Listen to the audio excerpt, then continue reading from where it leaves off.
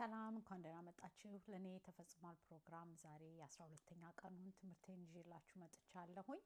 እርሱም ዛሬ ቀኑ በዓለም የሴቶች ቀን ይከበራልና በዓለም አቀፍ ማለት ነው ኢንተርናሽናል ውመንስ ዴይ ይባላል፣ የሴቶች ቀን ይባላልና የሴቶች ቀን ያስፈለገበት ምክንያት በጣም ሴቶች ላይ ብዙ ግፍ፣ ብዙ መከራ፣ ብዙ ጭቆና ስለተደረገባቸው ሴቶች ተሰብስበው ድምጻችን ይሰማ፣ ጭቆናችን ይወገድልን ብለው ያሉበት በዓለም ላይ እንግዲህ ያለ ነው። ይሄ በዓለም ላይ የሚያከብሩት በዓል ነው እና ሴቶችም እኩል ነን ከወንዶች ጋር ብለው የራሳቸውን ሀሳብ የሚያቀርቡበትና ኢንተርናሽናሊ በዓለም አቀፍ የሚከበር የታወቀ ቀን ነው ዛሬና ያው ይህንን በመመስረት የእግዚአብሔር ቃልስ ደግሞ ስለ ሴቶች ምንድን ነው የሚለው?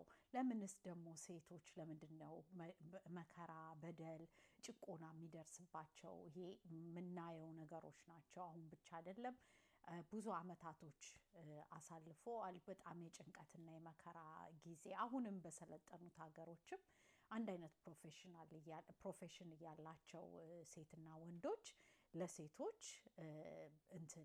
ዝቅተኛ ደሞዝ ነው የሚከፈለው ከወንዶች ማለት ነው። እና በሀገራችን ደግሞ በጣም ብዙ የሚቀረን ነገር አለ ብዬ አስባለሁኝ።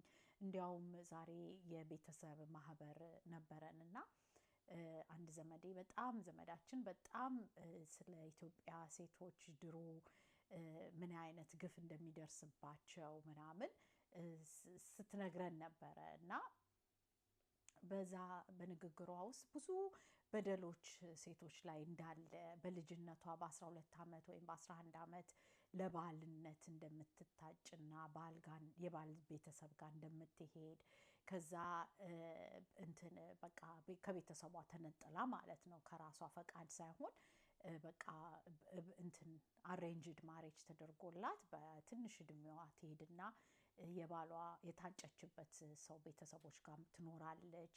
በመሀል እንደገና ደግሞ ሰውየው ባል የሆነው ሰውዬ በጣም ረጅም እድሜ ጋፕ እንዳላቸው ከእድሜዋ በጣም የበለጠ ወንድ ፎርስ ተደርጋ እንደምታገባ እንደምትታጭ እንደገና ደግሞ ድንግል ሆና መቅረት ነው ያለባት። ድንግል ካልሆነች ደግሞ ለቤተሰቦቿ በጣም ህፍረት ነው፣ በጣም ሀዘን ነው እና በቃ ቤተሰቦቿም ይጠሏታል፣ ከቤታቸው ሊያባርሯት ይችላል።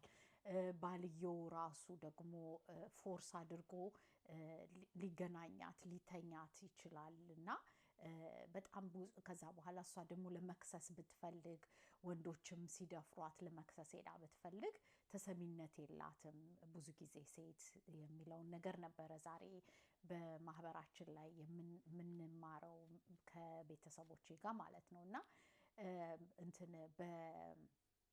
ተሰሚነት የላትም። ልትከስና ህጉን ለማስጠበቅ አትችልም። ድምጿ አይሰማም፣ ድምጿ የተዘጋ ነው። እንደገና ደግሞ ሬፕ ተደርጋም ደግሞ ካረገዘች ከጸነሰችም ደግሞ ልጁን ቤተሰቦቹ ይወስዱና አለሷ ፈቃድ ለሌላ ለአሳዳጊ እንደሚሰጥ ከዛ እሷና ልጇን ተለያይተው ብዙ አመት እንደሚቆዩ እሷ ደግሞ ለሌላ ባል ሌላ ባል ይድሯታል ቤተሰቦቿ ማለት ነው እና በቃ ይሄ ብዙ ከአንድ መከራ አንድ መከራ ከዛ ካገባች በኋላ ደግሞ ይሄ ብዙ ባላገር ውስጥ የሚደረጉ ናቸው እና የድሮ ታሪክ ነው እና ከዛ አሁን ደግሞ ካገባች በኋላ ደግሞ ሙያዋ በጣም ጎበዝ መሆን አለባት። ምግብ መስራት፣ እንጨት መልቀም፣ በየጫካው እየሄደች እንጨት ትለቅማለች፣ ውሃ ትቀዳለች። እንደገና ደግሞ ቤት መታ ባሏን እግሩን ታጥባለች፣ ማጠብ አለባት። እንደገና እንግዳ ታስተናግዳለች። እንግዳ መጥቶ ደግሞ በደንብ ካላስተናገደች ምግቧ ካልጣፈጠ ባልየው ራሱ ካልወደደው የእሷን ምግብ እላዋ ላይ ፊቷ ላይ ሊያፈስባትና ሊደፋባት ይችላል። እንደገና እንግዳን ደግሞ ካላስተናገደች በደንብ ልትደበደብ ሁሉ ትችላለች እና በቃ ብዙ መከራ ሴት ላይ እንደሚደርስ ፔሬዷ ላይ ስትሆን ደግሞ ራሱ ገለልተኛ ትሆናለች። ከቤተሰብ ጋር አትቀመጥም ብዙ በቃ እንትን ነው እንደ ዕቃ ነው የምትደረገው። በአንዳንድ ባህሎች ሴትን ደግሞ ሲያገባ ባልየው ነው የሚሰጠው ስጦታ ለቤተሰቧ ማለት ነው። ድንግል ሆና ካላገኛት ግን ይመልሳታል፣ ወደ ቤተሰቦቿ ይመልሳታል። እንደገና ደግሞ ለቤተሰቧ የሰጠውን ስጦታ ሁሉ አምጡ ብሎ ሊወስድባቸው ይችላል። በቃ ብዙ ነገር አሳፋሪ ነገር ይደረግ ነበረ ኢትዮጵያ ውስጥ እና እንትን ወንዶቹን ደግሞ በቃ ወንዶች ምንም መስራት የለባቸውም። ሴት ናት ልጅም ከተወለደ በኋላ ልጇን ማጥባት፣ ልጇን የቤቱን ምግብ መስራት ያለባት፣ የውጭውንም እንጨት ለቅማ ምን ብላ በቃ ብዙ ነገር የምታደርገው ሴት ናት። እንጀራ ጋግራ እንጨት ተሸክማ እና ብዙ ለሴት ላይ ብዙ ኃላፊነት ይሰጣል። ከዛ እንደገና ልጆችም ከመጡ ልጆቿን የምታንከባክበው በቃ ሁሉን ነገር የምታደርገው ሴት ናት እና ሴቶች በጣም ብዙ ጫና አለባቸው፣ ብዙ ግፍ አለባቸው። በዛ ላይም ደግሞ ይደበደባሉ እና እኛ ሀገር ኢትዮጵያ ብቻም ሳይሆን እዚህም በዌስተርንም ብዙ ጭቆና ብዙ መከራ ይደርስባታል። ኢቭን በቤተ ክርስቲያን ውስጥ እንኳን ሴት ማገልገል አትችልም። ሴት እንደተረገመች በቃ ሴትን አጸያፊ አድርጎ የማየት ባህል አለ ኢትዮጵያ ውስጥና በጣም ያሳዝናል። እና ግን ብዙ የውጭ ሀገር ዜጎች ዌስተርኖች ግን ይህንን ያው ሴቶቹ አንድ ላይ በመሆን ይህንን ነገር ይቁማል ያሉ ምናምን በጣም የዓለም አቀፍ ሴቶች የተባበሩ ይህንን ነገር ከብዙ ዓመት ብዙ ነገሮች ስራ ሰርተዋል እና አሁን ሴት ትምህርት ቤት መሄድ ትችላለች። ድሮ ሴት ትምህርት ቤት መሄድ አትችልም። ማንኛውም መልካምን ነገር ለሴት አይፈቀድም ነበረ እና ከአንድም ሁለትም ሴትም ሊያገባ ይችላል፣ በእሷ ላይ ሊሄድ ይችላል። ሴት ምንም ማለት አትችልም፣ መናገር አትችልም፣ ባሏን መገሰጽ አትችልም እና በቃ ባሎች ራሱ በጣም ለሴቶች ላይ በጣም መከራ ያሳዩ ነበር እና በጣም ልቤ አዝኗል ይህንን ታሪክ ስሰማ ቅድም በቤተሰብ ማህበር ላይ እና አሁን ግን ብዙ እንደሱ ነገር የለም፣ በጣም ተሻሽሏል ምናምን የሚልም ደግሞ ተስፋውን ደግሞ ሰምቼ ተጽናንቻለሁ በሱና ግን ሳስበው ይሄንን ደግሞ እሺ ለምን እግዚአብሔር ቆይ ለምንድን ነው ለሴት ላይ ይሄ ሁሉ ግፍ መከራ የሚደርስባት?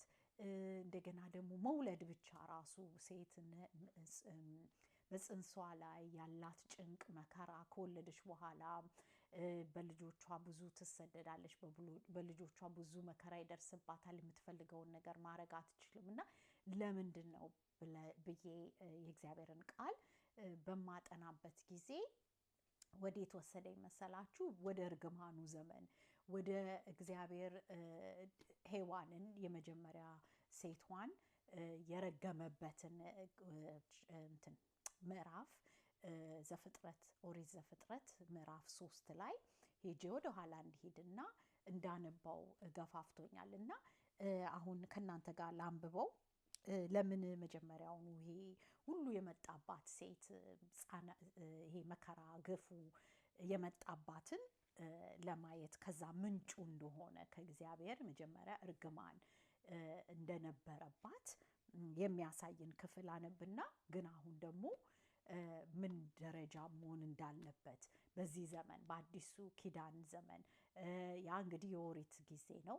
አሁን ግን ያንን አልፈን የይቅርታ የምህረት ዘመን እንደሆነ እግዚአብሔር ልጁን ልኮ ወንድንም ሴትንም አንድ ላይ እንዲታረቁና አንድ እንዲሆኑ እንደ ቀድሞ ዘመኑ በፊት መጀመሪያ ሴት ለአዳም ስትፈጠርለት ከአጥንቴ ነው የተወለደችው የመጣችው ብሎ እንደዛ እንደተደሰተና ስም እንዳወጣላት ወደዛ ቀድሞ ዘመን ውስጥ በክርስቶስ መስዋዕት በመሆን ምህረት በማግኘት ከእግዚአብሔር ጋር ብቻም ሳይሆን ከእግዚአብሔር አብ ብቻም ጋር ሳይሆን የተታረቅነው በኢየሱስ ክርስቶስ አሁን ሴትና ወንድም እንደተታረቀ ዘመኑ የምህረት ዘመን እንደሆነ በሚያደርግ አድርጌ አጠቃልልላችኋለሁኝ። ግን መነሻ እንዲሆነን መጀመሪያ ከእርግማኑን ጀምር ማለት ነው።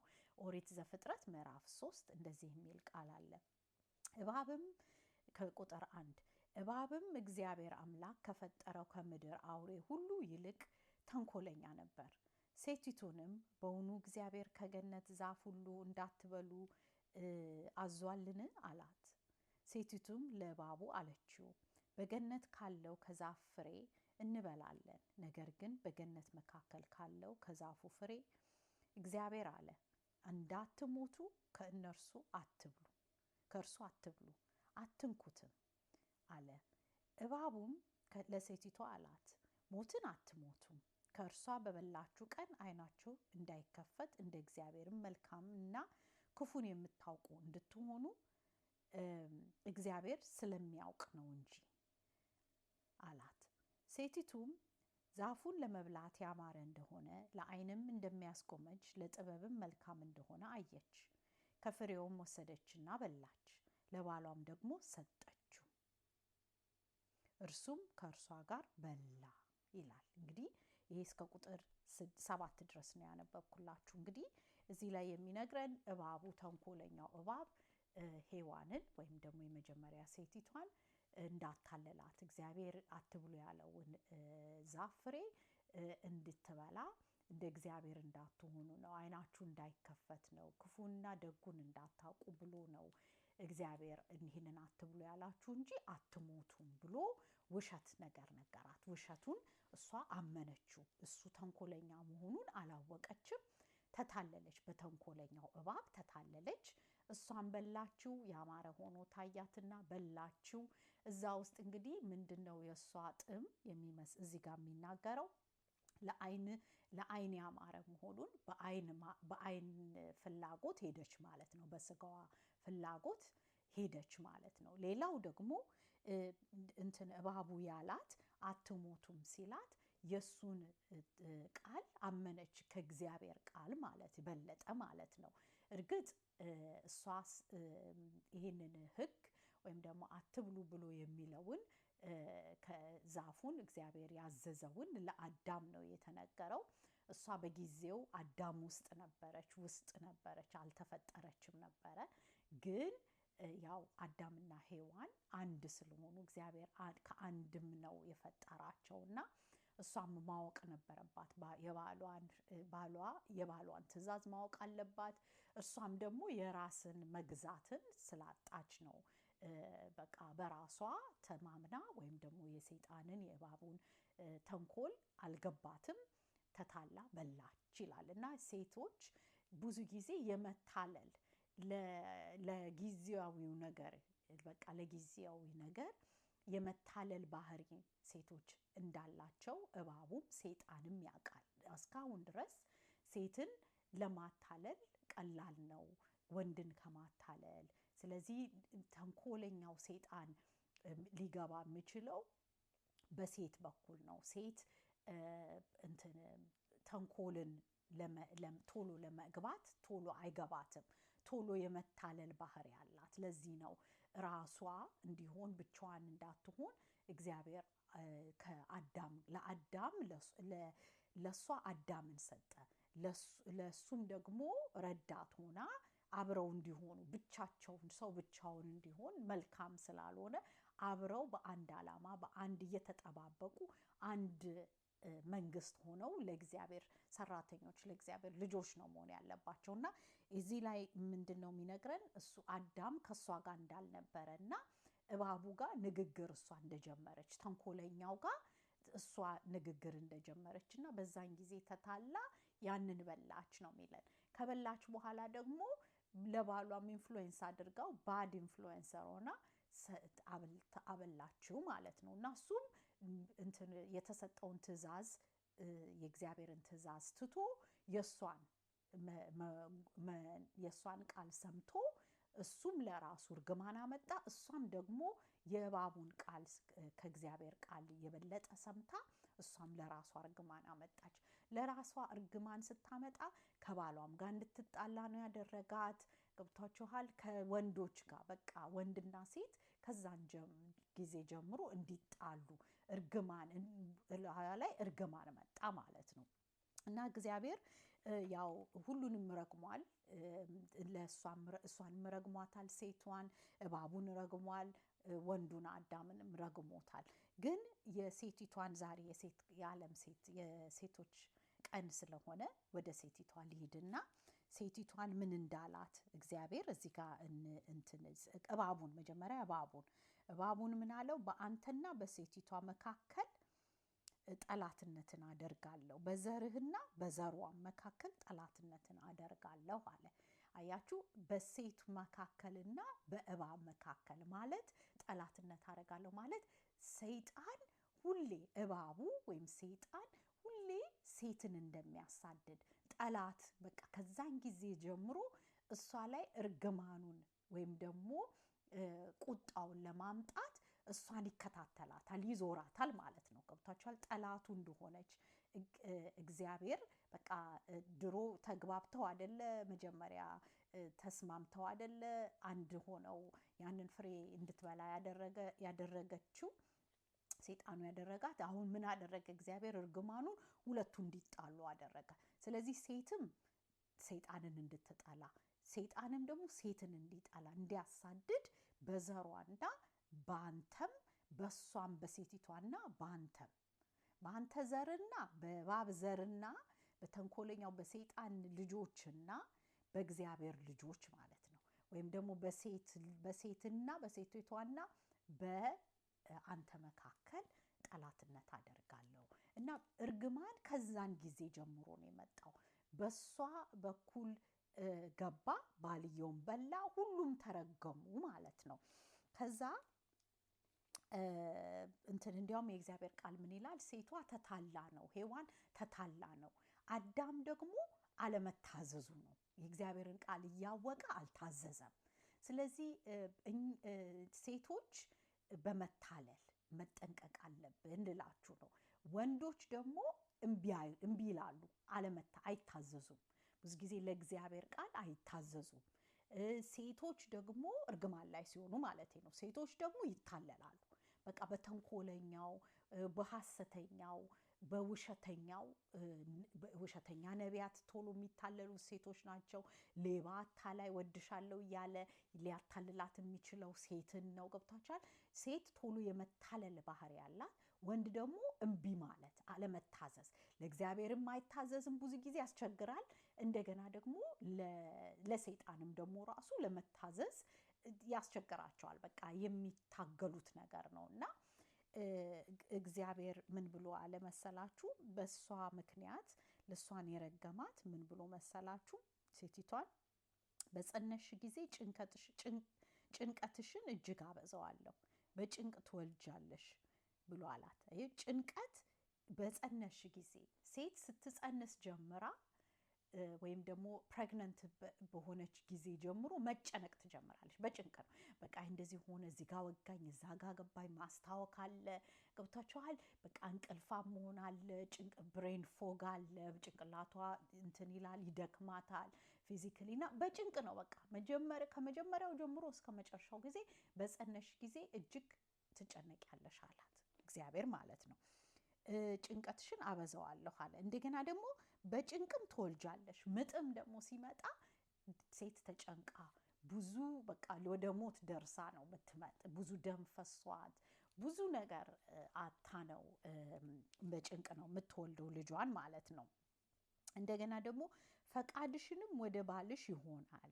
ሁሌ ሴት ደግሞ ፈቃዷን ሁሌ በቃ ምንም ራሷ ሁሌ ኃጢአተኛ የሆነች ራሷ ምንም ማድረግ ማትችል አርጋ ራሷን ሁሌ እሱን ለማስደሰት እሱን የምትጠማው በቃ ሴት የምትጠማው እሱን ማስደሰት ባሏን ለባሏ ፈቃዷን አሳልፋ በመስጠት ነው።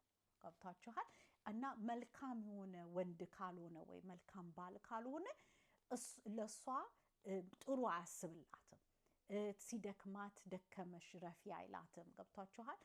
የክርስቶስ ከሆነ እሱ ደግሞ ከእርግማን የተላቀቀ ኢየሱስ ክርስቶስን የሚያምን ከሆነ ደግሞ ጥሩ መልካም ይሆንላታል ለሚስቱ ማለት ነው። ሲደክማት ደከመሽ ረፊ ይላታል። እንደገና ደግሞ የተሰራችውም ደግሞ ሴቶች ደካማ ናቸው፣ እዘንላቸው። ባሎች እዘኑላቸው። ሴቶች የወር አበባ አላት፣ ፔሬድ አላት። መውለድ በጭንቅ ነው፣ ማርገዝ ጭንቅ ነው፣ መፀነስ ጭንቅ ነው። ገብቷቸዋል? እና ብዙ መከራ አለባት። የተፈጥሮ ብቻ ሁሌ በየወሩ እንኳን ብዙ ተፈጥሮ ራሱ በጣም ያስጨንቃታል። እና እሱ እያለ እንደገና ደግሞ ያ ሁሉ ቅድም የነገርኳችሁ ኢትዮጵያ ውስጥ ድብደባው፣ ምቱ፣ ይሄ ምግብ አልጣፈጠም። እንግዲህ እሷ ሞክራ የምትችለውን በምትችለው አቅም ደግሞ ስትሰራ ፊቷ ላይ መድፋት፣ እንትን ሄቪ የሆነ ነገር እንደዛ እያሸከሙ ሲያደርጉ አጥንቷ ራሱ ማስል እንትኗ ካውንቷ ራሱ ከወንድ ያነሰ ነው ሴት። ገብቷቸዋል? ኢቭን በሳይንሱም ሲረጋገጥና ግን የዛን ያህል ሎድ ተሸክማ እንድትሄድ ያደርጓታል። ትደበደባለች፣ እንዳትማር እንዳትሻሻል ሁሌ በቃ ጭቆና ይመጣባታል። እና ትምህርት ቤት እንዳትሄድ ትደረጋለች፣ በቤተሰቧ ትጠላለች። በቃ ብዙ ጭነት በላዋ ላይ ይደረግባታል ማለት ነው ሴት ልጅ። እና ከዛ የጀመረ ነው በቃ ሴትም ወንድን ይጠላል፣ ወንድም ሴትን ይጠላል። በቃ መጠላላት የጀመረው ከዛ ከእርግማን ዘመን ጀምሮ ነው ልላችሁ ነው። እና ብዙ እርግማኖቹን ሌላ ጊዜ እናያቸዋለን፣ የሴትም የወንድም የሆኑትን። ግን ዛሬ ከእርግማን ደግሞ ወጥተናል። ጌታ ኢየሱስ ክርስቶስ ይመስገንና እግዚአብሔር አባታችን ይመስገን፣ የተመሰገነ ይሁንና ሴቶችም ነፃ ወጥተዋል። ወንዶችም እርግማናቸው በኢየሱስ ክርስቶስ ካመኑ ነፃ ወጥተዋል። በኢየሱስ ክርስቶስ ያመነ ሁሉ መጽሐፍ ቅዱስ ላይ ከእርግማን ተላቋል። ለምን? አንደኛውን ሁሉ እርግማናችንን ሁሉ እንትን ስተታችንን በቃ ያጠፋነውን፣ ሴትም ያኔ ያጠፋችውን፣ የተሳሳታችውን፣ የተታለለችበትን ብልህ እንድትሆን ጌታ ኢየሱስ ክርስቶስ ስጋ ሆኖ እንደኛ ሆኖ መጥቶ ቅጣቷን የሚገባትን ቅጣት ወስዶላታል። የሴትን እርግማን የተቀጣችውን እርግማኗን ወሰደላት። የወንድንም እርግማን ወሰደ፣ የአይሁድንም እርግማን ወሰደ በጌታ ኢየሱስ ክርስቶስ ማለት ነው። የአህዛብንም እርግማን ኃጢአትነታቸውን ባዕድ አምልኮ የሚያመልኩትንም እነሱንም እርግማናቸውን ወሰደላቸው። እንደገና ደግሞ ምንድነው ደግሞ ጨዋ እና ደግሞ ባሪያ የሚባሉም አሉ። ላይክ ጌቶች አሉ። የጌቶችን እርግማን ጌታ ኢየሱስ ክርስቶስ ወሰደ በመስቀል ላይ ማለት ነው። እንደገና ደግሞ የባሪያ የሚባሉ ግፍ የሚደረግባቸው በስርዓት የማይሰሩ ሁሉ እነሱንም ግፋቸውን ሁሉ ወሰደ እና ከአሁን በኋላ አህዛብ የለም፣ አይሁድ የለም፣ ሴት እና ወንድ ብላችሁ አትከፋፈሉ፣ በቃ ሁሉም በክርስቶስ አንድ ነው ይለናል። እና ለምን? ያ እርግማናችንን ጌታ ኢየሱስ ክርስቶስ በመስቀሉ ላይ ወሰደው። እሱ ራሱ እርግማን ተባለ፣ እርጉም ተባለ። ለኛ ሲል፣ ለሴት ሲል፣ ለወንድ ሲል፣ ለሁላችንም ሲል፣ ለጨዋ ሲል፣ ለኃጢአተኛ ሲል፣ ለአሕዛብ ሲል፣ ለአይሁድ ሲል፣ በቃ ለሁላችንም ሲል ኃጢአታችንን ወሰደልን፣ ራሱ እርጉም ሆነ ይለናል። እና ከአሁን በኋላ ባሎች የክርስቶስ እንደ ክርስቶስ ለቤተ ክርስቲያን ራስ እንደሆነ ባሎች አሁን ደግሞ ሚስትህን እንደ ራስህ አካል አድርገህ እያት። ልክ ክርስቶስ የቤተ ክርስቲያን ራስ እንደሆነ እና ቤተ ክርስቲያን ደግሞ የእሱ አካል እንደሆነች አካልህ ስለሆነች ሚስት፣ የራስ ስጋ ስለሆነች ሚስት ክርስቶስ ለኛ እንደሚያንከባክብ እኛን እንደሚወደድ አንተም ደግሞ ሚስትህን አንከባክብ፣ ሚስትህን ውደድ፣ ሚስትህን አብላት፣ መግባት የሚል ቃል አለ። እና መግባት በምንድን ነው የሚመገባት? በምግብም በፊዚካል በስጋም ምግብም ይመገባታል። ሌላው ደግሞ በእግዚአብሔር ቃል የእግዚአብሔርን ቃል ተምራ እንድትነጻ፣ በቃ ይሄ ክፋቷ፣ መታለሏ፣ ሞኝነቷ፣ ጥበብ መግዶላ ጥበብ ማነሷ ገብቷችኋል። ጥበብ አልባ መሆኗን በጥበብ ሙላት በእግዚአብሔር ቃል እንድትማርና በማንኛውም ነገር በሚመጣው ንፋስ እንዳትታለል በሚመጣው ተንኮለኛው በእባቡ እንዳትታለል በቃሉ በእግዚአብሔር ቃል እንድትታጠብ እንትን ገፋፋት፣ ኢንካሬጅ አድርጋት።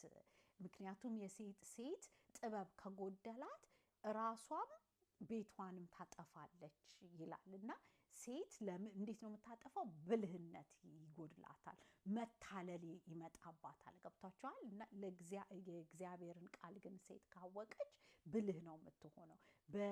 በተንኮለኛው ቤቷን ሊያፈርስ በሚመጣው እባብ ወይም ደግሞ ክፉ ሰው በቀላሉ አትታለልም ማለት ነው። በጸሎት ትጠነክራለች፣ የእግዚአብሔርን ፈቃድ ታውቃለች፣ ለባሏ ዘውድ ትሆናለች። ገብቷቸዋል? ለባሏ ክራውን ትሆናለች ነው የሚለው የእግዚአብሔር ቃልና ሚስት ያገኘ ክራውን አገኘ በቃ ብሎ ነው እግዚአብሔር ዲስክራይብ የሚያደርጋትና መልካም ትሆንለታለች፣ መልካም ረዳት ትሆንለታለች፣ አንድ ስጋው ትሆናለች። እና አንተ ውደዳት፣ አንተ መግባት፣ በእግዚአብሔር ቃል እጠባት እና ወደ ራስህ አቅርባት። ትታጠብና ብልህ ሆና በእባቡ ማትታለል ሞኝ ሴት አትሆንም። ገብቷችኋል?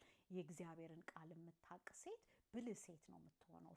ባሏን መውደድ ትችላለች፣ ባሏን ማንከባከብ፣ የባሏን ፈቃድ ታውቃለች። ገብቷችኋል? እና መልካም ሴት ነው የምትሆነው፣ ለቤተሰቦቿ መልካም ሴት ትሆናለች። እና ወንዶች ደግሞ ሚስትን ካገኘህ ይለዋል በል አሁን የእናትና አባትህን ቤት ልቀቅ። በቃ ለቀ አባትና እናቱን። ሚስት ሲያገኝ አባትና እናቱን ማለት ይተው፣ አባትና እናቱን አክብር ማለት ሳይሆን እንትን ዲሲዥን ሲያረጉ ወይም ደግሞ አንድ ነገር ለመወሰን ሲፈልጉ ሚስቱን ነው ማማከር ያለበት። ባል ከሚስቱ ጋር አንድ ይሆን፣ እናትና አባቱን ይተው፣ ከሚስቱ ጋር አንድ ይሆን፣ እንደ ጓደኛው እንደ ህይወት መሪው አብራው እንድትመራ ቤቱን አብሮ ይፍቀድላት ማለት ነው። ገብቷችኋል? ስለዚህ አንድ እንደሆነች ይግባው። ራሱን የሚወድም ከሆነ ሚስቱን እንደ ራሱ ስጋ አድርጎ ይወዳታል፣ ይውደዳት ብሎ የእግዚአብሔር ቃል ይነግረናል። እና ቶሎ ላንብብላችሁ። ገላትያ ምዕራፍ 3 ቁጥር 28 የአይሁዳዊ ወይም የግሪክ ሰው፣ ባሪያ ወይም ጨዋ ወይም ሴትና ወንድ ካሁን በኋላ የለም፣ ሁላችሁም በክርስቶስ አንድ ሰው ናችሁ ይለናል። የክርስቶስ ከሆናችሁ የአብርሃም ዘር የተስፋው ቃል ወራሾች ናችሁ ይላል። አያችሁ፣ እኛ በክርስቶስ አንድ ከሆንን ምህረት ተቀበልን ማለት ነው። ሴት በክርስቶስ ከሆነች ምህረቱን የእግዚአብሔርን ምህረት ያጠፋችውን ከመጀመሪያዋ ሴት የተቀበለችውን ሞኝነት፣ እርግማን፣ ተንኮል ሲወርድ ሲመጣ የመጣባትን ጫናዎች፣ መታለልን፣ እርግማኗን፣ አለማወቋን ሁሉ ምንድነው ስትተውና ኢየሱስ ክርስቶስን ስታምን እርግማኗን አራግፋ በረከት በህይወቷ ውስጥ ገባ። ያ በረከት ደግሞ የአብርሃም ዘር የተስፋ ቃል የተሰጠው በረከት ነው። ስለዚህ ሴት ካሁን በኋላ የተረገመች ናት አይባልም። ገብቷችኋል? በክርስቶስ ካመነች ወራሽ ናት። ገብቷችኋል? የእግዚአብሔር ልጅ ናት። እግዚአብሔርም ራሱ በመጨረሻው ዘመን መንፈሴን ያለው ለዚህ ነው። መንፈሴን በሴትም በወንድም ላይ ስጋ ለባሽ የሆነ ላይ አፈሳለሁ፣ ሴት ላይ ወንድ ላይ ብሎ ያለው ለምን? እግዚአብሔር ምህረት አንዴ ለሰው ልጁን በመላክ ለሰው ልጅ በሙሉ መድህን እንዲሆን ስርየት እንዲሆን ኢየሱስ ክርስቶስን ለላከ ነው። ኢየሱስ ክርስቶስን ላመነና ለተቀበለ እርግማን በህይወቱ ላይ የለበትም። ስለዚህ የእውነት ኢየሱስ ክርስቶስን አመንኩ የሚል ባል ካሱ በላይ ያለው ኢየሱስ ክርስቶስ መሆኑን ያውቅና አይበድላትም ሚስቱን። ገብቷችኋል? ወራሽ እንደሆነች ልክ እንደሱ የእግዚአብሔርን መንግስት ወራሽ እንደሆነች ያውቃል። የእግዚአብሔር ልጅ መሆኗን ያውቅና ፈራህ እግዚአብሔር ውስጡ ይገባል። ስለዚህ ሚስቱን እንደ ዘውድ ነው የሚያያት። ገብቷችኋል? ዘውዴ ናት፣ ረዳቴ ናት፣ መልካም ረዳቴ ናት። ያኔ እባብ አታሎ ያወጣትን አይነት ሴት እርግማን እሷ ላይ የለም፣ አሁን እርግማኗ በኢየሱስ ክርስቶስ ደም ታጥባለች ብሎ ቃሉን እንድትማር የእግዚአብሔርን ቃል የመዳኑን የተስፋ ቃሉን እንድታጠና ይገፋፋታል። የእግዚአብሔርን ቃል እንድታውቅ ይገፋፋታል። ከዛ በቃሉ እየታጠበች ሞኝነቷ፣ መታለሏ፣ አለማስተዋሏ ምናምን ሁሉ ይረገፍላትና ኃጢአቷ ሁሉ ይራገፍላትና ንጹሕ ሆና ወደ ራስህ አቅርባት። ልክ ኢየሱስ ክርስቶስ በቃሉ አጥቦ መጨረሻ ወደ ራሱ እንደሚያስጠጋን አንተም ስጋህ ናት፣ አካልህ ናት እንድትታጠብ ከታጠበች በቃሉ በኋላ ወደ አንተ ወደ ራስህ አቅርባት ይላልና ዘውድ እንዲያረጋት ማለት ነውና ወይም ደግሞ ክራውኑን እንድትሆን ማለት ነው። እና ይሄንን ነው እግዚአብሔር ቃሉ ላይ የሚለን። ሌላው እርግማናችንን ደግሞ ኢየሱስ ክርስቶስ የወሰደልንን ላንብብላችሁ። ገላትያ ምዕራፍ 3 ከቁጥር 13 እስከ 14 እንደዚህ የሚል ቃል አለ። በእንጨት የሚሰቀል ሁሉ የተረገመ ነው ተብሎ ተጽፏልና ክርስቶስ ስለ እኛ እርግማን ሆኖ ከሕግ እርግማንን ዋጀን፣ የመንፈስን ተስፋ በእምነት እንድንቀበል የአብርሃም በረከት ወደ አሕዛብ በኢየሱስ ክርስቶስ ይደርሳቸው ዘንድ ነው ይለናል። እና አያችሁ ለአሕዛብም በክርስቶስ በኩል የመጣ ምሕረት አለን፣ ለአሕዛቦችም ማለት ነው። አሕዛብ ብንሆን በክርስቶስ በኩል የተቀበልነው በእምነት በኩል የተቀበልነው ምሕረት አለ። አሁን እርግማን እኛ ላይ አይሰራም። ሴቶችም ብንሆን በክርስቶስ በኩል ክርስቶስን በማመን የተቀበልነው በረከት አለ።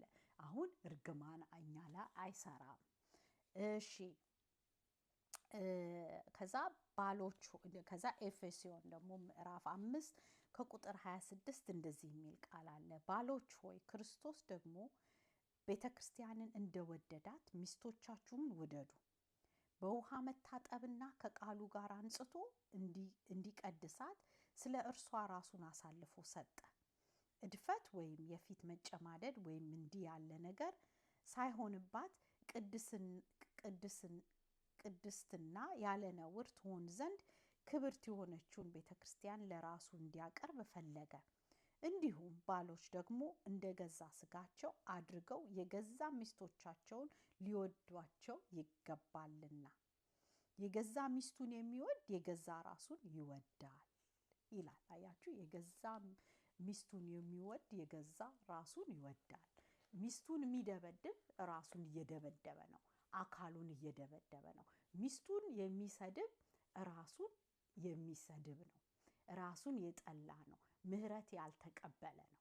ገብቷችኋል? ስለዚህ ሚስቶቻችሁን የምትደበድቡ ካላችሁ ይኸው ራሳችሁን እየጠላችሁ ነው በሚለው በእግዚአብሔር ቃል ልገጽሳችሁ ፈልጋለሁኝ።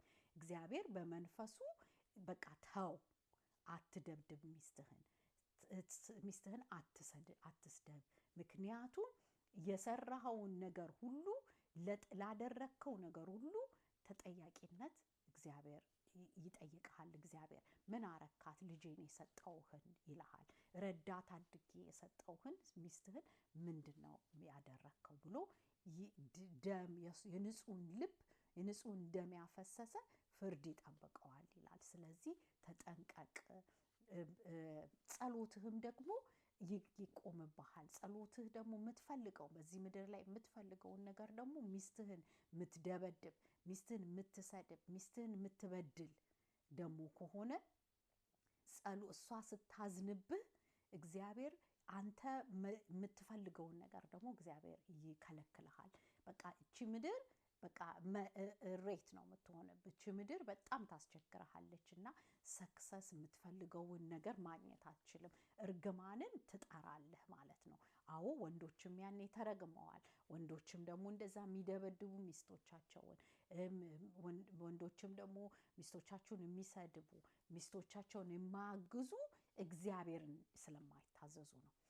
እግዚአብሔር ያለው እጠባት፣ አብላት፣ መግባት ያለውን የማያደርጉ ሰዎች ለእግዚአብሔር የማይታዘዙ ወንዶች ናቸው። እና ማትታዘዝ ወንድ አትሁን፣ ማትታዘዝ ባል አትሁን። አንተ በመታዘዝ እግዚአብሔር የምትፈልገውን ነገር እንዲሰጥህ ይሰጥሃል። አንተ ግን ባለመታዘዝ ግን ፍርድ እንደሚጠብቅ እንደ የመጀመሪያው አዳም ላይ የነበረበት ነገሮች እርግማኖች በሙሉ አንተ ላይ አሁንም ይሰራሉ ማለት ነው። ምንድነው አዳምን እንደዚህ ነው ብሎ ያለው? የሚስትህን ቃል ሰምተሃልና ከእርሱ እንዳትበላ ካዘዝኩ ዛፍም በልተሃልና። አያችሁ እግዚአብሔር ነው እንዳይበላ ዛፉን ያዘዘ የነበረውና በመብላቱ አልታዘዘም እግዚአብሔርን ማለት ነው። ምድር ካንተ የተነሳ የተረገመች ትሁን አለ። ምድር በወንዶች የተነሳ ከወንዶች የተነሳ ምድር ተረግማለች። በቃ ከዛ ከማይታዘዙ ወንዶች ማለት ነው። አሁንም የማትታዘዙ ወንዶች ለእግዚአብሔር ቃል ማትታዘዙ ሚስቶቻችሁን ማትወዱ ሚስቶቻችሁን ስጋችሁን ማትወዱ ወንዶች ለእግዚአብሔር እንደማትታዘዙ ነው። የማትታዘዙ ከሆነ ደግሞ ምድራችሁ ራሱ ይረገማል ነው የሚለው። በቃ የተረገመች ይሁን ነው የሚለው። ስለዚህ እኔ ሰርቼ ምን ነው በቃ ምድሩ ወይም ገቢ ምን ነው አልበዛልኝም የምትሉ ከሆነ ራሳችሁን እንትን አድርጉ፣ ሰርች አድርጉ። ለምንድን ነው እንደዚህ የሚሆንባችሁ? ምድሩ ለምንድን ነው የምትረገመው? ምድሪቷ አለመታዘዝ ነው የሚለው። በቃ እንደዚህ ይላል። ሌላው በህይወትም ዘመንህም ሁሉ በድካም ከእርሷ ትበላለህ። አያችሁ እዚህ ላይ ወንዶች ደግሞ ሚላቸው በድካም ነው። በቃ መልፋት የሚመጣው ግን በጣም ጥቂት ነገር ነው። ምክንያቱም ምድሪቷ ባንተ ባለመታዘዝ ምድሪቷ ትረገማለች። ከዛ እንደገና መልሰ ጦርነት ብታካሂድ አንዱን ብትገል ይሄንን ብታሳድድ ምናምን እየባሰብህ ነው የሚመጣው። ለምን አልታዘዝክምና እግዚአብሔርን ማለት ነው። እሾህና አሜሌካን ታበቅልብሃለች። ምድሪቷ ሁሌ ፍሬዋን አትሰጥም። እሾህና አሜሌካን የምታደርግ ናት። በቃ ምንም ፍሬው እንዳይወጣ እሾሆቹ ያድጉባቸዋል ማለት ነው። የምድርንም ቡቃያ ትበላለህ። ወደ ወጣህበት መሬት እስክትመለስ ድረስ በፊትህ ወዝ እንጀራን ትበላለህ። በቃ እስከ መጨረሻው እድሜ ድረስ መጨረሻ ድረስ ትለፋለህ ነው የሚለው። በቃ ትሰራለህ። መልፋት እንደ ልፋትህ ገቢህ አይደለም። በቃ በቡቃያ በትንሿ ነው። በቃ ያንን ሁሉ ሰዓት ሰርተህ ገቢህ በጣም ትንሽ ነው የምትሆነው። በረከት ላይ አይደለህም፣ ተረግመሃልና ነው። ለምን? ይሄ ሁሉ እግዚአብሔርን አለመታዘዝ ነው። ከዛ ምንድነው ደግሞ አፈር ነህና ወደ አፈርም ትመለሳለህ፣ ትሞታለህ፣ በስጋ ትሞታለህ ነው የሚለው። በቃ አንተ አፈር ነህ ነው። በቃ ምንም ብትሰራም አንደኛ ትንሽ ነው የምታተርፈው። ላብህ በጣም ብዙ ትሰራለህ፣ ብዙ ትደክማለህ። ግን አሁንም እንደገና ደግሞ ደክመህም ወደ አፈር ነው የምትገባው። አፈር ነህና ወደ አፈር ነው የምትገባው። ስለዚህ ምንም አንተ ባዶ ነህ ማለት ነው። ስለዚህ ሁሉም እርግማን ላይ ቢኖር ኖሮ እንደዛ ቢቆይ ኖሮ ወንዶችም ሴቶችን አንቺ ነሽ ስተተኛ፣ አንቺ ነሽ የተታለልሽው ብሎ እስካሁን ድረስ እሷን ብሌም ለማድረግ ይሞክራል። እሷን ለመክሰስ ይሞክራል። የተረገመ የማይታዘዝ ባል ማለት ነው፣ የማይታዘዝ ወንዶች ማለት ነው። ሴትም ደግሞ እሷም ራሷን ማትታዘዝ ከሆነች፣ እሷም ደግሞ የምትታለልና በእግዚአብሔር ቃል ያልታጠበች ሴት ከሆነች፣ የእውነት እግዚአብሔር ኢየሱስ ክርስቶስን ጌታዋ ያላደረገች ሴት ዱርዬ ትሆናለች፣ ነገረኛ ትሆናለች፣ ወረኛ ትሆናለች፣ አታላይ ትሆናለች። ገብቷችኋል? ዝሙት በቃ መጽሐፍ ቅዱስ ላይ ያለው ዝሙተኛ ልትሆን ትችላለች፣ ወረኛ ልትሆን ትችላለች፣ ልታቃጥልህ ትችላለች። በቃ በነገር በክፋት ልትበድል ትችላለች።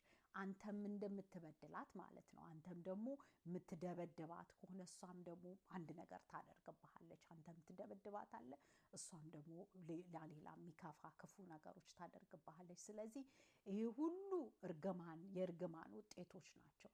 አሁን ግን እርግማናችን ተገፎልናል፣ እርግማናችን ተወስዶልናል። ኢየሱስ ክርስቶስ በመስቀል ላይ እርግማናችንን ገድሎታል፣ ሰቅሎታል። ስለዚህ ወደ ድሮ አንመለስ። ሴትም ወንድን አትክሰሺ፣ ወንድም ደግሞ ሴትን አትክሰስ። ሴትም በእርግማን ላይ እንዳልሆነች ወንዶች ተረዱ። ወንዶችም ደግሞ ሴቶችም ደግሞ ወንዶች አሁን በላብ እንዳያረጉ በጥረት በቃ ኢቭን ጸሎታቸው እንዲሰማ ሰክሰስፉል እንዲሆኑ ለባሎቻችሁ ጸልዩ፣ ለባሎቻችሁ እንትን ረዳት ሁኑ። እሱ የማይችለውን አንቺ ስሪለት፣ አንተ ደግሞ ማትችለውን እሷ ትስራልህና ቀዳዳችሁን እየተደፋፈናችሁ በሰላም ኑሩ። እርስ በራሳችሁ ነው የሚለው የእግዚአብሔር ቃል። እርስ በራሳችሁ አንዱ ለአንዱ ይገዛ ይላል። ገባችሁ? ሴትም ለባሏ ትገዛ ይላል። እንደገና ደግሞ እርስ በራሳችሁም ተገዙ ይላል። ስለዚህ ባልም ለሚስቱ ይገዛ፣ ባልም ሚስቱን ይውደድ ነው የሚለውና መገዛት እንደ እንትን አትውሰዱት፣ እንደ ተንኮል እንደ መጥፎ ነገር አትውሰዱት። ጌታ ኢየሱስ ክርስቶስ ስለሞተልን ነው እኛ የምንገዛው ለእግዚአብሔር። ገብቷችኋል? ስለዚህ እግዚአብሔርን የሚወድ ሰው፣ ይቅርታውን የተቀበለ ሰው አንዱ በጣም ባልሽ በጣም ከወደደሽ እና ራሱን አሳልፎ የሚሰጥሽ አይነት ከሆነ የሚወድሽ፣ የሚያከብርሽ፣ በቃ የሚያንከባክብሽ፣ የሚመግብሽ እና በድካምሽ ሚራራልሽ ከሆነ ለምንድን ነው አንቺ ምግብ ሰርተሽ ማታበዩ? ጎበዝ ከሆንሽ ማለት ነው ምግብ ላይ። ወይም ደግሞ አንተ ደግሞ ለምንድን ነው ምግብ ሰርተህ ማታበላት? ጎበዝ ከሆንክ ከሷ ከተሻልክ። ገብቶሃል? እና እንዲህ እያረግን ነው መረዳዳት ያለብንና እሷ የማትችለውን አንተ ቀዳዳውን እየሸፈንክ፣ እሱ ደግሞ የማይችለውን አንቺ ቀዳዳውን እየሸፈንሽ ነው ከሰው ጋር መኖር የሚቻለውና ቢቻላችሁ ከሰው ጋር ሁሉ በሰላም ኑሩ ይላል። ይሄ ምንን የሚያጠቃልላል? ትዳርን የሚያጠቃልላልና እባቡን ተንኮለኛውን አስገብታችሁ ቤታችሁን አታፍርሱ፣ በሰላም ኑሩ ባልና ሚስት ብዬ ይህንን ምክር ልሰጣችሁ ነው የመጣሁት። እግዚአብሔር ይርዳን።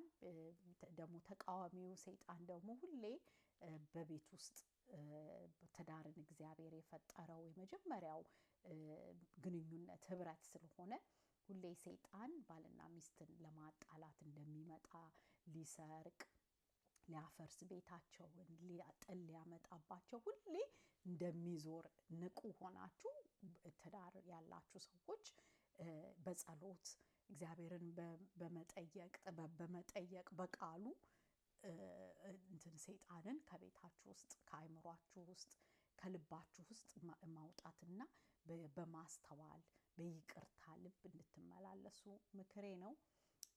ይህንንም ደግሞ ዛሬ እግዚአብሔር ይመስገን የሴቶችን ቀን በማሰብ ይህንን ትምህርት ደግሞ ወደዛ አድርጎ ስላስተማረን እግዚአብሔር ጥበቡን ስለሰጠን ምሪቱን ስለሰጠኝ አመሰግነዋለሁ። እግዚአብሔር ይመስገን። አሁን በእርቅ ላይ ነን፣ በምህረት ላይ ነን ያለነውና ጌታ ኢየሱስ ክርስቶስ ከአብ ጋር ብቻ ሳይሆን የሰውን ልጅ ያስታረቀው ሴትንና ወንድንም ነው ያስታረቀው። ጨዋ የተባሉትንና እንትን ምንድነው ስሙ ጨዋና ደግሞ ባሪያ የተባሉትን አህዛብና አይሁድ የተባሉትን ሁሉ እርስ በራሳችንም እንድንታረቅ እርስ በራሳችን በሰላም እንድንኖርም ነው። ባልና ሚስትም አዳምና ሔዋንም ገብቷችኋል በአንድ ላይ የአዳም ዘሮች ሆነን የሔዋን ዘሮች ሆነን በሙሉ አንድ ላይ ተስማምተን በሰላም እንድንኖር ነው እግዚአብሔርም የሰጠን በቃ ትእዛዝ እሱ አይደለ? በቃ እግዚአብሔርን በፍጹም ልባችሁ በሙሉ ልባችሁ ውደዱት ነው ያለንና በሙሉ ሐሳባችን በሙሉ ጥንካሬያችን ብርታታችን ሁሉ እግዚአብሔርን መጀመሪያ እንድንወደው ነው የሚፈልገው። ከዛ እሱን ከወደድን በኋላ ደግሞ ሌላውን ደግሞ ራሳችሁን እንደምትወዱ ሌላውን ውደዱ ብሎ ያው በፍቅር ነው ሊያገናኘን ሊያጠቃልለን የፈለገውና በትዳር ውስጥ ፍቅር ለፍቅር ሳክሪፋይስ እያደረገን ጌታ ኢየሱስ ክርስቶስ ራሱ በሳክሪፋይስ ነው እንትን ያለን ፍቅሩን ያሳየንና እግዚአብሔር አብም ልጁን በመላክ ነው ለኛ ፍቅሩን ሊያሳየን የፈለገውና ስለዚህ ፍቅር ወዳለው ብሎ ሰው ካለ የመጀመሪያ ሚስትህን አክብራት፣ ረዳትህ መሆኗን እወቅ፣ ስጋህ መሆኗን እወቅ። ብዬ ባሎችን እመክራለሁ። ሴቶች ደግሞ ጥበበኛ ሴት ሁኚ። በሰነፍ ሴት በጥበብ ከመጉደሏ የተነሳ ትዳሯን ቤቷን ታፈርሳለች ይላልና በጥበብ የተሞላሽ አስተዋይ ሴት እንድትሆኚ በእግዚአብሔር ቃል ታጠቢ። ባሎች ደግሞ የእግዚአብሔርን ቃል ታዘዙ። ሚስቶች ደግሞ እንዳትታለይ በእግዚአብሔር ቃል ሁሌ የጦር ዕቃን ነው እና መከላከያሽ ነው፣ ጥበብሽ ነው እና በእግዚአብሔር ቃል እደጊ፣ እንደግ፣ እኔንም ጨምር እዛ ውስጥ እንደግ ብዬ እግዚአብሔር ጸጋውን ያብዛልን ብዬ በዚህ መጨረስ እፈልጋለሁ። ነገ ደግሞ በእግዚአብሔር ቃል እና በጸጋው እንደገና ነገ እንኳን አክቹሊ እሑድ አይደለ፣ ሰንበት አይደለ፣ አሁን ሳምንቱን በሙሉ የተማርነውን ደግሞ በጸሎት አድርጌ እንጸልያለን። ስለዚህ ለጸሎት ተዘጋጁ እና በጸሎት ነው እያንዳንዱን ርዕስ እንይዝና እግዚአብሔር መንፈስ መጥቶ ያግዘናል፣ ይረዳናል እና እነዚህን ቶፒኮች በሙሉ ሳመራይዝ እያደረግን እንጸልያለን እና ለጸሎት ተዘጋጁ እና ነገ አገኛችኋለሁ በእግዚአብሔር ፈቃድ። ደህና ሁኑልኝ። እግዚአብሔር ይባርካችሁ። እንደገና ሃፒ ውመንስ ኢንተርናሽናል ዴይ ብዬ ልላችሁ ፈልጋለሁ። ደህና ሁኑልኝ። ባይ